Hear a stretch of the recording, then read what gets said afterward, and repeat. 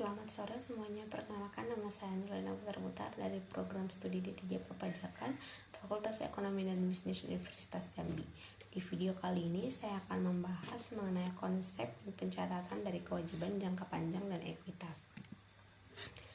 Definisi kewajiban jangka panjang yaitu utang yang jatuh tempo lebih dari 1 tahun buku dan tidak menggunakan sumber dari aset lancar. Jenis utama kewajiban jangka panjang meliputi utang obligasi dan utang hipotek yang digunakan sebagai sumber pembiayaan perusahaan. Utang obligasi ada 4. Yang pertama adalah obligasi adalah surat utang yang berisi kewajiban membayar bunga secara berkala dan melunasi pokok saat jatuh tempo. Obligasi dapat dijual dengan agio di atas nominal atau disagio di bawah nominal tergantung kondisi suku bunga dan pasar. Agio mengurangi beban bunga sedangkan disagio menambah beban bunga dan keduanya diamortisasi selama masa obligasi. Penghasilan bunga obligasi dikenakan PPh final sesuai ketentuan perpajakan yang berlaku. Pajak PPh pasal 4 ayat 2 atas utang obligasi. Bunga dan diskonto obligasi merupakan objek PPh final dengan tarif 10% bagi wajib pajak dalam negeri, sedangkan wajib pajak luar negeri dikenakan tarif 20% atau sesuai dengan tax treaty atau P3B. Pengecualiannya diberikan kepada dana pensiun tertentu dan bank sesuai ketentuan.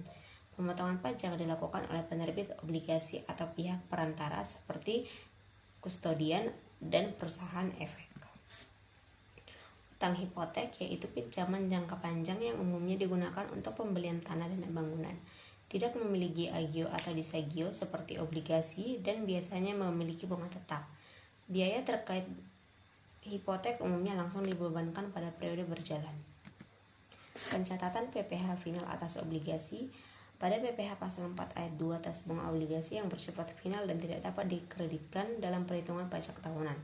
Pajak dikenakan atas bunga kupon maupun diskonto baik obligasi biasa maupun zero kupon bond. Pemotongan dilakukan saat pembayaran bunga atau saat realisasi keuntungan obligasi. Dalam akuntansi, beban PPh final diakui langsung sebagai beban dan tidak mempengaruhi PPh badan terutang. PPh final atas penjualan saham. Penjualan saham di bursa dikenakan PPh final sebesar 0,1% dari nilai transaksi bruto yang dipotong oleh broker. Saham pendiri dikenakan tarif 0,5% atas nilai saham. Pajak tetap dikenakan meskipun transaksi mengalami kerugian karena berbasis nilai bruto. Karena bersifat final, penghasilan tidak dihitung kembali ke dalam PPh tahunan dan menimbulkan beda tetap dalam rekonsiliasi fiskal. Kesimpulannya yaitu kewajiban jangka panjang seperti obligasi dan hipotek memiliki peran penting dalam pembiayaan perusahaan serta memiliki implikasi perpajakan yang signifikan. PPh pasal 4 ayat 2 atas bunga obligasi dan penjualan saham bersifat final sehingga tidak mempengaruhi perhitungan pajak tahunan, namun tetap harus dicatat dan dilaporkan dengan benar.